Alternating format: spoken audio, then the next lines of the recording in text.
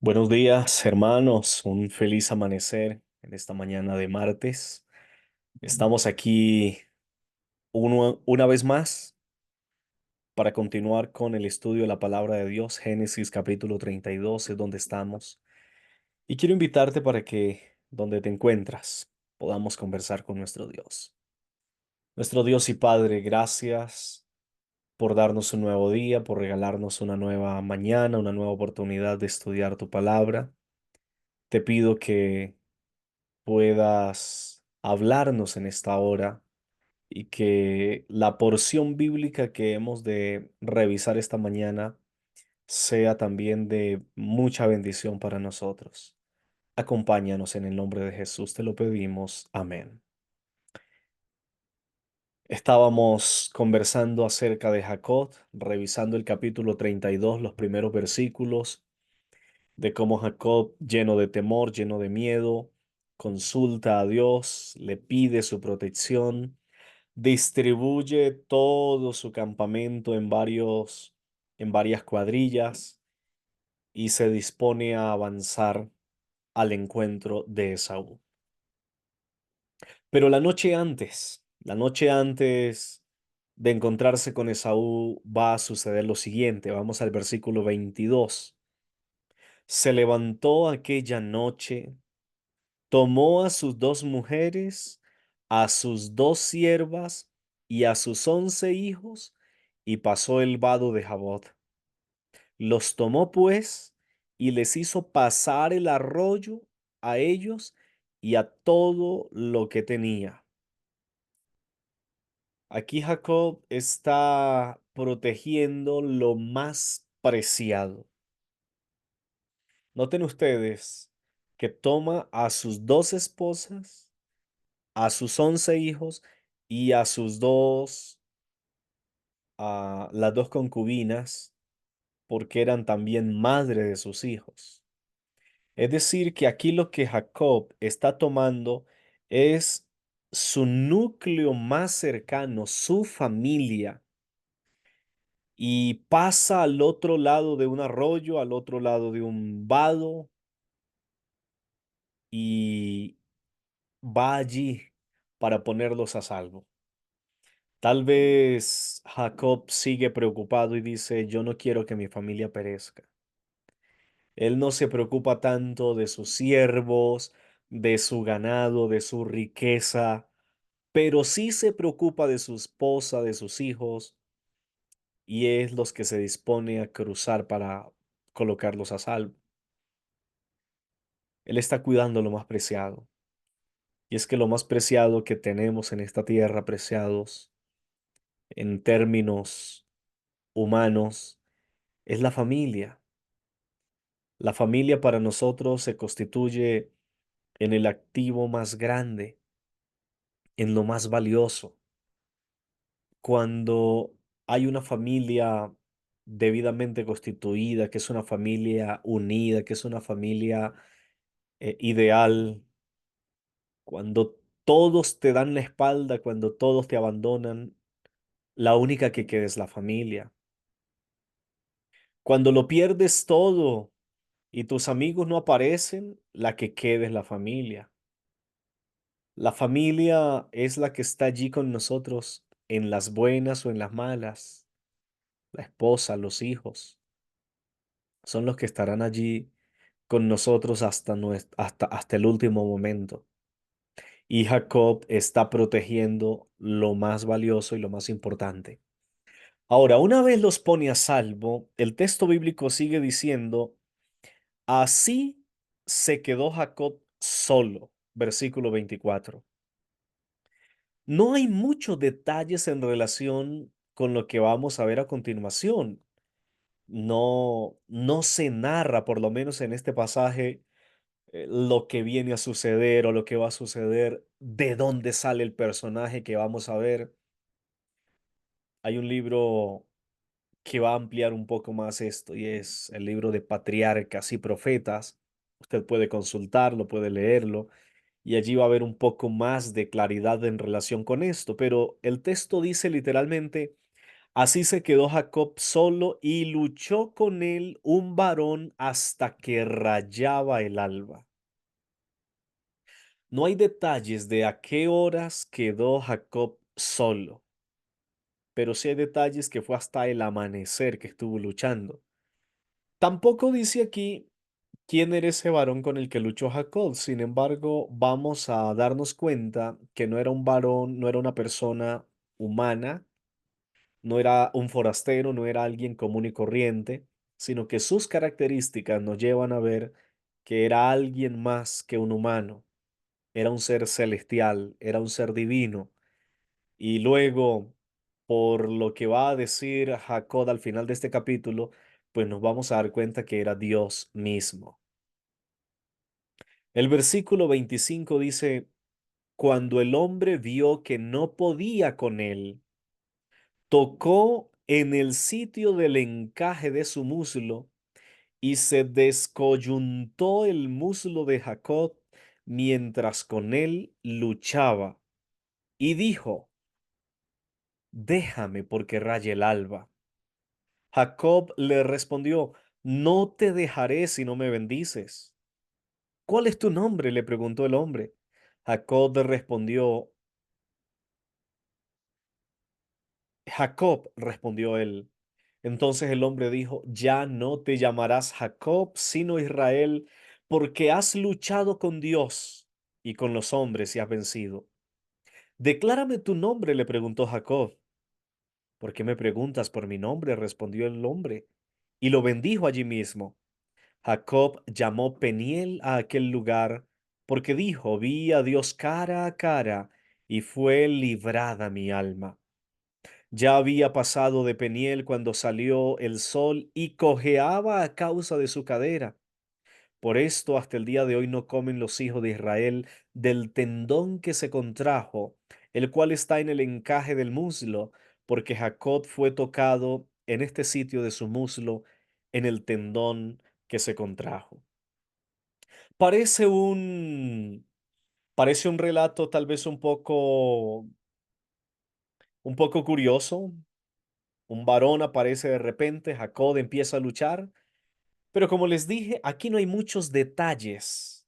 Sin embargo, sí hay algo especial que nosotros podemos encontrar cuando vamos leyendo minuciosamente la Biblia. No solamente este pasaje, sino por supuesto los anteriores y los que vamos a ver después de. Hasta aquí, siempre que Jacob se va a dirigir a Dios, se dirige como el Dios de mi padre Abraham y el Dios de mi padre Isaac. Esa es la forma como Jacob llama a Dios hasta este relato. En esta ocasión, el texto presenta a un varón o presenta a un hombre que va a luchar con Jacob. Ahora, ¿cuál era la naturaleza de la lucha? ¿Estaban golpeándose? ¿Estaban hiriéndose? ¿Estaban luchando? ¿Era para herirse el uno al otro y para hacerse daño? No, por lo que vemos aquí, no era esa la naturaleza de la lucha. El varón aparece allí, que ya dijimos que era Dios mismo, y Jacob de alguna manera logra identificar que el varón que está allí no es un humano, sino es un ser divino que es ahora que es Dios. Y lo que Jacob va a hacer es aferrarse a ese varón con todas sus fuerzas. Y el varón está tratando de no usar su poder divino para deshacerse de Jacob. Está tratando, había allí una manifestación humana, está tratando de en el término humano, por así decirlo, desprender a Jacob. Y la lucha que se da en aquella noche es una lucha donde por un lado Jacob está aferrado y no lo quiere soltar y por el otro lado el varón quiere deshacerse, quiere que Jacob lo suelte, quiere alejarlo. Pero Jacob, en medio de su miedo, en medio de su temor, al saber que aquella persona no era un ser humano, sino era un ser divino y celestial, se aferra con el propósito de recibir primero la bendición, la seguridad de, de su protección y tener la certeza de que va, de que esté con él para que cuando llegue su hermano Esaú, eh, él pueda tener protección por parte de aquel varón. Habían luchado toda la noche, quizás aferrados, abrazado allí Jacob toda la noche hasta que llega el amanecer. Y en el amanecer entonces el ser celestial decide ya que es hora de abandonar. Hace algún tiempo yo predicaba un sermón en nuestra iglesia de cómo Dios en muchas ocasiones elige la noche para presentarse y manifestarse a los seres humanos. Y aquí se le presentó ese varón a Jacob de noche y cuando el día está llegando, ya él decide regresar, pero encuentra a un Jacob que no, que no quiere desprenderse. Para desprenderlo, ahora tiene que usar su poder divino. Y lo usa en una minúscula proporción, por supuesto, porque solamente toca su muslo y ahí el pobre Jacob queda descoyuntado sin poder hacer nada. Pero aún en esa condición, con sus manos se aferra que el hombre le dice, mira, por favor no me dejes. Y aquel ser divino celestial le dice, por favor suéltame. No quiero hacerte daño. Suéltame porque tengo que irme. Y Jacob le dice, no te soltaré si no me bendices. Es decir, que lo que Jacob está esperando es la seguridad de que la bendición de Dios va a estar con él y que su bendición lo va a prosperar. Y horas después, cuando se encuentre con su hermano Esaú, no va a pasar nada. Así que aquel varón le pregunta el nombre, le dice cómo te llamas, dice, bueno, yo soy Jacob. Para nadie es un secreto que su nombre traducía usurpador o engañador. Y ahora este varón le dice, ya no te llamarás más Jacob, ahora te llamarás Israel. Ahora serás Israel. Has luchado con Dios y has vencido. Lo que sucedió aquella noche fue el inicio de una vida de cambio, de transformación para este hombre que ya no sería más Jacob, sino Israel. Aquella noche, ese varón que luchó con Dios, aquella madrugada ya, le cambió el nombre. Y el cambio de nombre implica en la Biblia un cambio de carácter, una transformación. Y aquella noche Jacob dejó de ser el engañador, dejó de ser el usurpador, dejó de ser el tramposo para convertirse en Israel, para convertirse en el elegido de Dios, para convertirse en una persona diferente, en una persona distinta.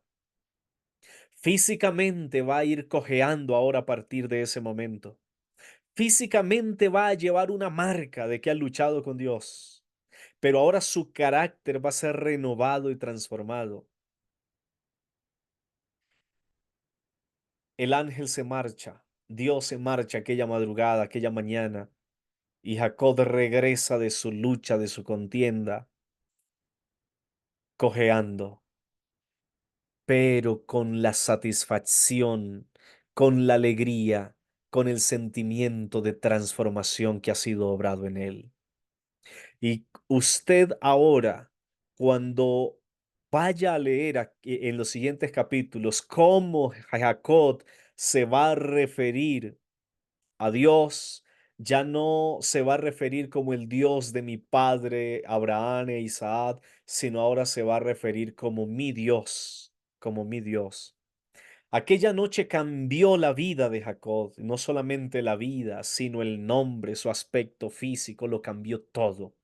Porque esa noche, antes de que Jacob se encontrara con Esaú, se encontró con Dios.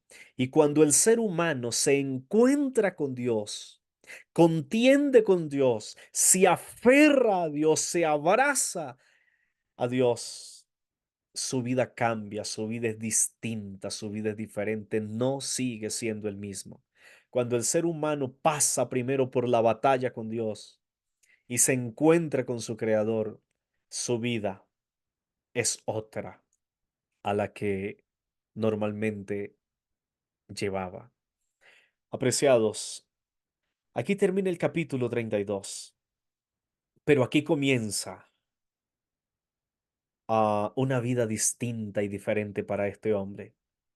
Ya no más el engañador, ahora Israel. Hablaremos de este nombre un poco más adelante porque va a venir la reafirmación un poco más adelante y por eso allí profundizaremos en lo que significa el nombre Israel.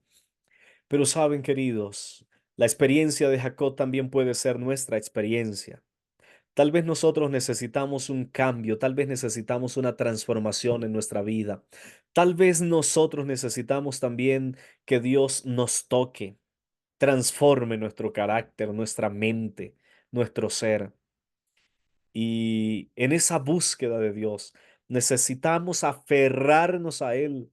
Tan pronto podamos encontrarnos con el Señor, aferrarnos a Él con todas nuestras fuerzas, no soltarlo hasta que tengamos la seguridad de que hemos sido transformados y cambiados por nuestro Dios. Todos necesitamos ese encuentro con el Señor. Yo no sé cuántos de ustedes, no sé cuántos de nosotros necesitamos tener un encuentro real con Dios. Si ese es tu caso, puedes escribir ahí en la caja de comentarios. Yo necesito un encuentro real con Dios. Yo necesito que Dios me toque también a mí, que Dios transforme mi carácter. Yo necesito dejar de ser el que soy para empezar a ser el que Dios quiere que sea. Y Dios está listo, Dios está dispuesto ahora mismo para que así como transformó la vida de Jacob y lo convirtió en Israel, también pueda tocar tu vida y mi vida y convertirnos en lo que Dios desea que tú y yo seamos. Vamos a orar y vamos a pedirle a nuestro Dios justamente eso. Padre, gracias por la oportunidad de contar y de tener a un Dios como tú. Te necesitamos, Señor. Queremos también tener un encuentro especial contigo como lo tuvo Jacob.